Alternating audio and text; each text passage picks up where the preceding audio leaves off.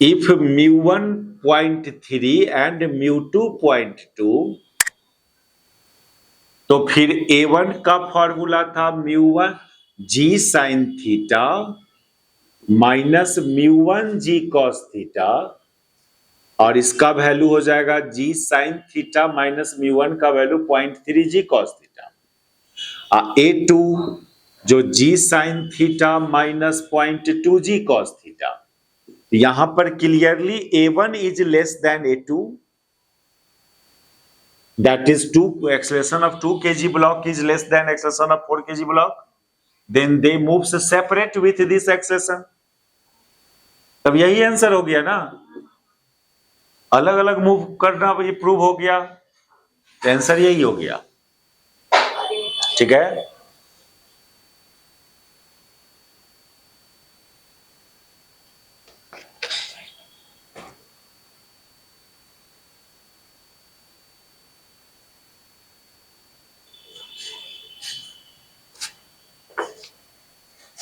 ठीक।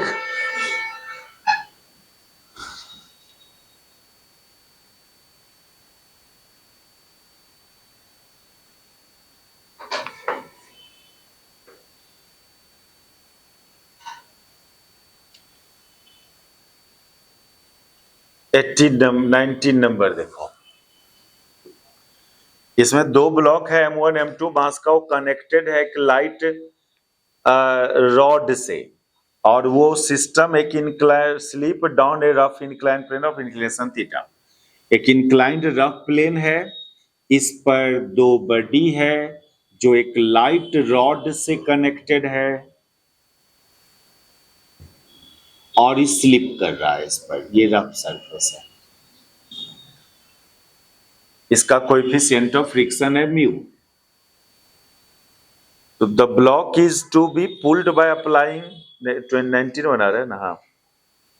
Find the acceleration of the system and force by the rod on one of the weight block. इस पूरे system का acceleration और ये rod कोई एक ब्लॉक पर कितना फोर्स लगा रहा है, वो इसका मास मान लो M1, इसका मास मान लो M2। रॉड है, ये धागा नहीं है। एक्सेलरेशन तो दोनों का सेम होगा, इसमें कोई शक नहीं, रॉड से कनेक्टेड है ना, लाइट रॉड से कनेक्टेड है, तो एक्सेलरेशन दोनों का सेम होगा।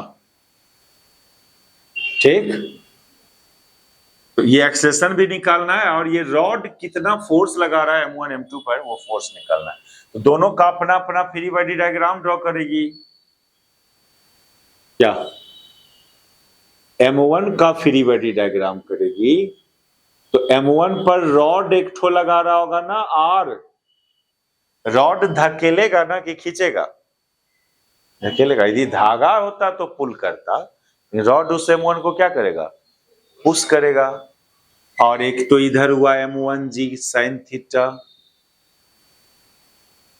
एक इधर काइनेटिक फ्रिक्शन, ये नॉर्मल N1, ये सब तो हो जाएगा, ये सब न्यूमेरिकल बन जाएगा तुमसे, छोड़ दें।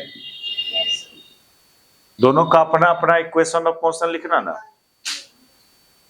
सॉल्व करोगे। ठीक है,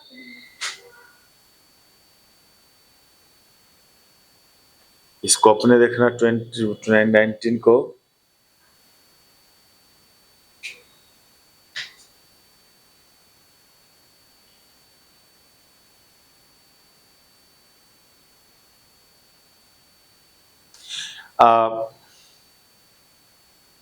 ये भी बन जाएगा 20 नंबर्स, हिंट कर दे रहे हैं। देखो ऐसा बना है, हम लोग एक ब्लॉक को इंक्लाइंड रफ सरफेस पर रख दिया गया, जिसका एंगल ऑफ इंक्लिनेशन ने दिया हुआ है ना। Block of mass m is kept on a rough inclined surface. The coefficient of a static friction between block and इतना डबल, हाँ हॉरिजॉन्टल है, अति तो हो जाएगा।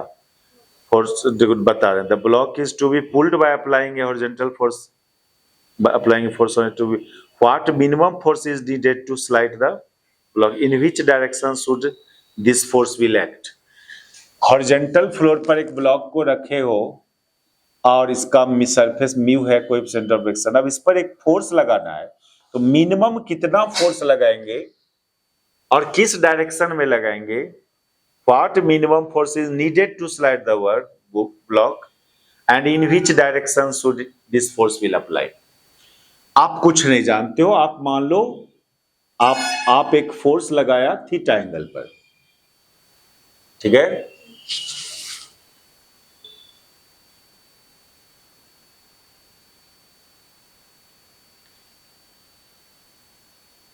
तो फिर इसका जो इक्वेशन ऑफ मोशन होगा, इधर एफ कॉस थीटा, इधर N plus F sine theta, और इधर एम जी, इधर friction, static friction, minimum force required to slide the block. तो मिनिमम कब बोलती हो इसको? जब बॉडी स्लाइड किया नहीं हो करने की, तो लिमिटिंग फ्रिक्शन न लेगी यहां, कौन फ्रिक्शन, तब वो एफ को मिनिमम बोलेंगे। तो एफ कॉस थीटा को इक्वेट करना होगा किससे? एफ एल से।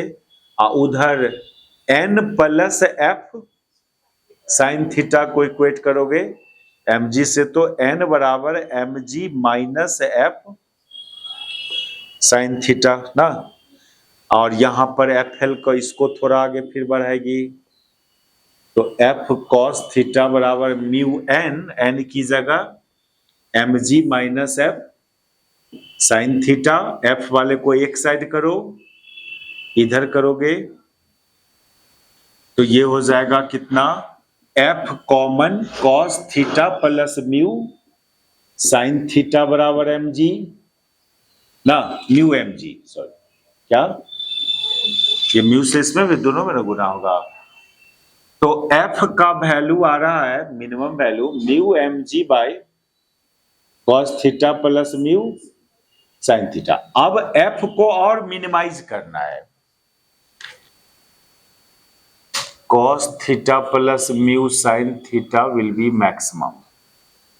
इसमें इसको और डायरेक्शन में क्या दिया था? वो पता नहीं करना है। At angle tan inverse mu ना, टेन थीटा का वैल्यू म्यू, तब तो हो जाएगा। देखो यदि टेन थीटा को म्यू लेते हैं हम लोग, तो यहां से sine theta by cos theta mu, और दैट इज यहां से ये पी बाय बी हुआ, तो साइन थीटा कितना हो जाएगा? ये साइन थीटा हो जाएगा mu by root one plus mu square, और कॉस थीटा कितना हो जाएगा? One by root one plus mu square. वो वैल्यू वहां पर सब्स्टिट्यूट करोगे, यहां पर इसमें सब्स्टिट्यूट करते हो यदि, तो mu M G by cos theta की जगह कितना आ रहा है? One by root one plus mu square plus mu square by root one plus mu square. तो ये आ जा रहा है म्यू एम जी बाई, एगो से तो कट जाएगा ना, ये नहीं समझो बात, one plus mu square by root इतना ना, नहीं इससे काटोगे तो एगो रूट बचेगा ना यहाँ, तो आंसर तो आ जा रहा है हम लोग का क्या। लेकिन ये कैसे बोलेंगे कि टेन थीटा का वैल्यू म्यू ए पर मिनिमम होगा एफ?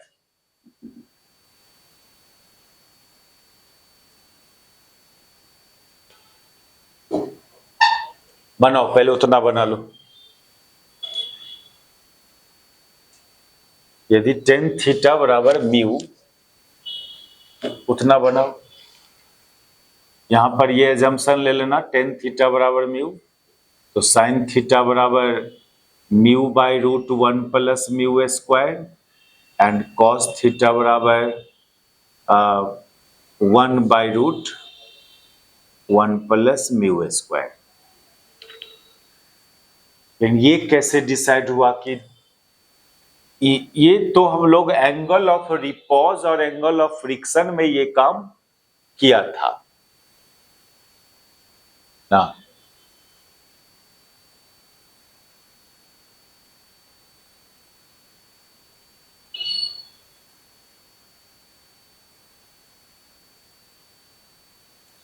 ये भी ना बोला मिनिमम हॉरिजेंटल फोर्स, ये फोर्स जो हम लोग लगा रहे हैं किसी भी डायरेक्शन में लगा सकते हैं। अच्छा, हम बाद में इसको चेक करते हैं कि ऐसे तो जनरल एक्सप्रेशन फोर्स का ये आया है, और ऐसा न्यूमेरिकल एक जगह और बनाया था हम लोग। देखो अगला क्वेश्चन देखो 21 21 है, ठीक। एक हॉरिजॉन्टल फ्लोर है, रफ सरफेस है ये, इस पर एक प्लैंक रखा हुआ है और इस पर एक आदमी खड़ा है। अब क्या हुआ है कि इधर एक सीलिंग है, ये एक सीलिंग है, और इस सीलिंग में दो गो पुल्ली लटका हुआ है। अब एक धागा इधर से चला, यहाँ भी एक पुल्ली है, इस पुल्ली होते हुए इस पुल्ली पर होते हुए इस पुल्ली पर होते हुए ये आदमी इसको पकड़ लिया है, ठीक है।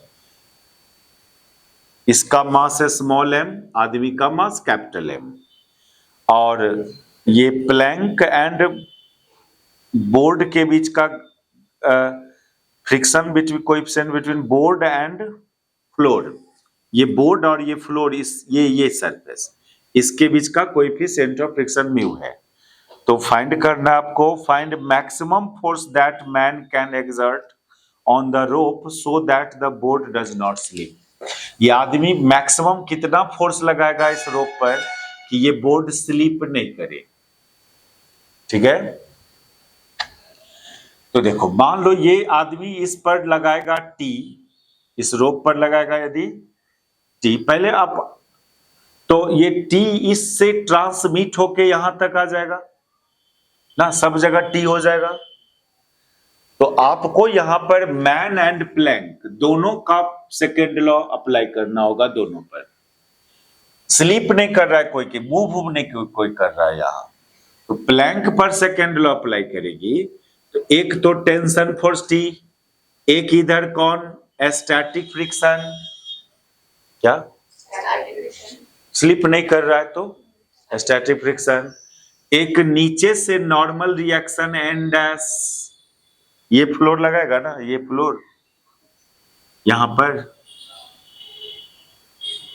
और एक ये आदमी भी तो लगाएगा नीचे एन, आदमी लगाएगा इस पर एन नीचे, एक इसका अपना weight M G, small M जी।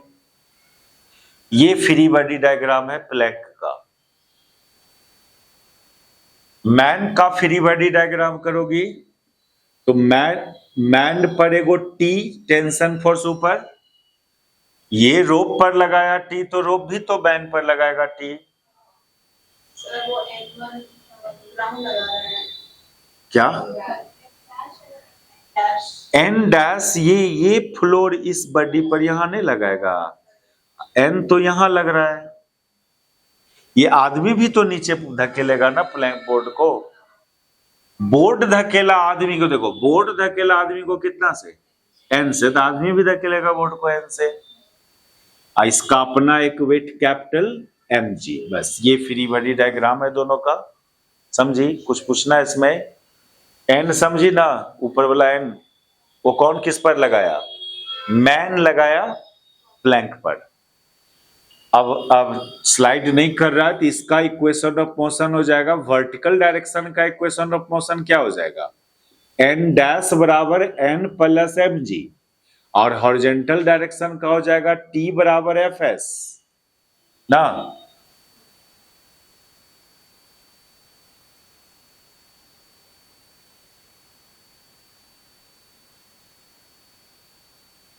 यहां पर क्या होगा, यहां पर टी प्लस एन बराबर कैपिटल एम जी,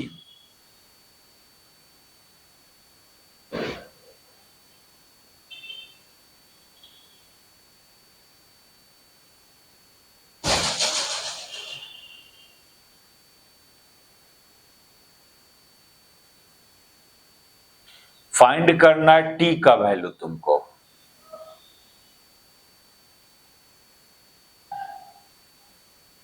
है ना। तो देखो यहां से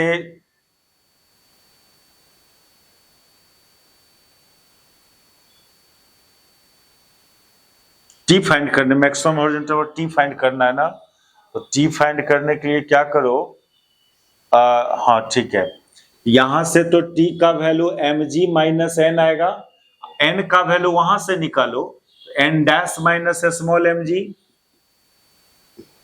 कितना,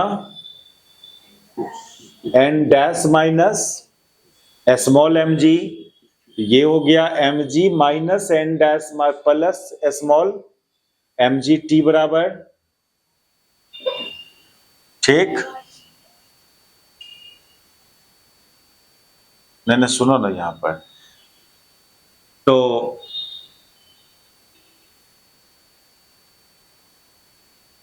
टी एफ एस के बराबर ना, टी तो फाइंड ही करना है, टी को काहे एलिमिनेट करेंगे हम लोग, ये कर सकती थी यहां पर, यहां इस जगह, चूंकि एफ एस जो होता है वो लेस देन इक्वल टू क्या होता है, म्यू एन डैश ना, तो इसलिए एफ एस की जगह टी डाल दो, ये less than equal to mu N dash, N dash का वैल्यू यहां पर डाल दो, इसमें एन डैश का वैल्यू टी के टर्म्स में यहां पर पुट कर दो, तो यहां से एन डैश आ रहा है तुमको M plus small M into G minus कितना टी, नहीं एन डैश का वैल्यू टी के टर्म्स में, और उसमें एन डैश की जगह पुट कर दीजिए इस इक्वेशन में, तो चूंकि t is less than equal to mu N dash, और एन डैश का वैल्यू यहां पर एन डैश का value small M plus capital M into G minus कितना टी, अब इस म्यू टी को इधर कर लो तो t into one plus mu हो जाएगा, ये less than equal to mu into small M plus capital M into G, इसलिए t is less than equal to mu into small M plus capital M by one plus कितना mu. देखो ये inequality लाना ही पड़ेगा, जहां maximum minimum की बात किया, क्या यहां से t का कौन वैल्यू डिफाइन होगा, मैक्सिमम ना, क्या t इससे कम ही है, नहीं तो बहुत ज्यादा होगा तो इसके बराबर होगा, उतारो,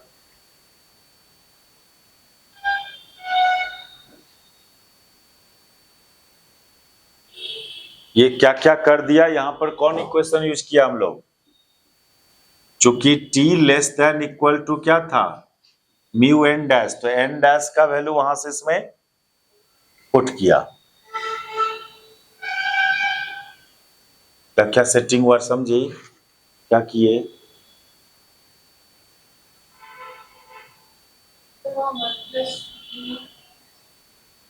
ये म्यू टी माइनस में है तो इधर आएगा तो प्लस म्यू टी होगा ना, और टी कॉमन करेंगे तो वन प्लस म्यू नहीं आएगा यहां,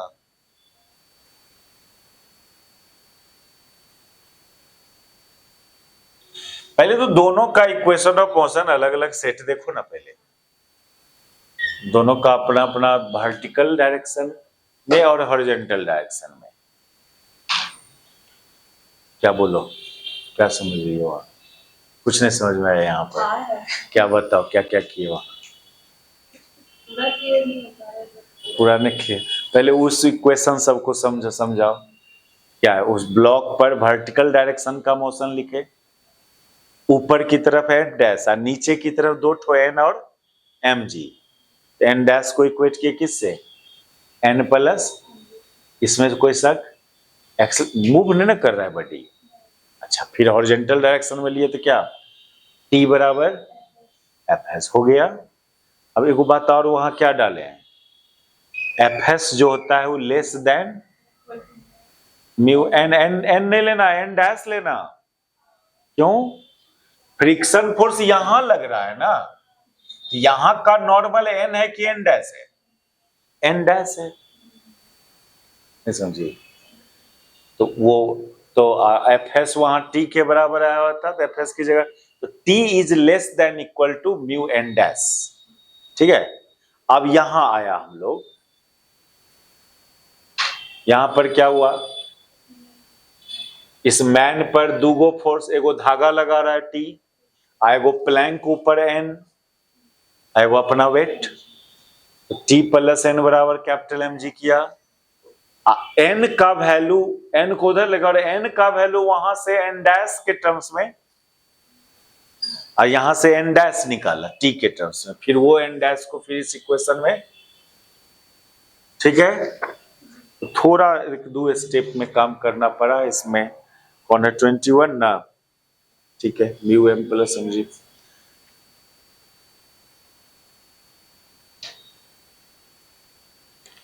ट्वेंटी 22 नंबर देखो, उससे पहले इस वैरायटी का इधर देखो तब बताते हैं वो। पहले देखो 20,